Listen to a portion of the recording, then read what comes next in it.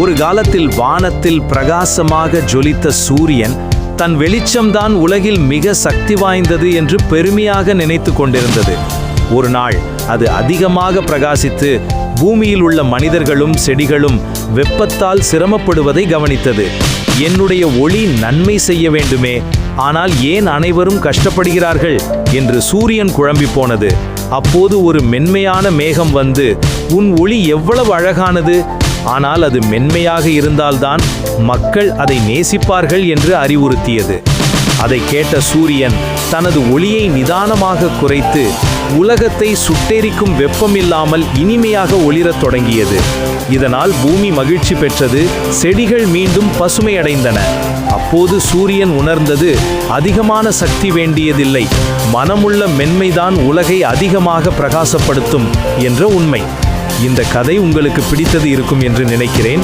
மீண்டும் ஒரு நல்ல கதையுடன் சந்திக்கிறேன். லைக் பண்ணுங்க, ஷேர் பண்ணுங்க, அப்புறம் கமெண்ட் பண்ணுங்க. மறக்காம சேனலை சப்ஸ்கிரைப் பண்ணுங்க. நன்றி நண்பர்களே.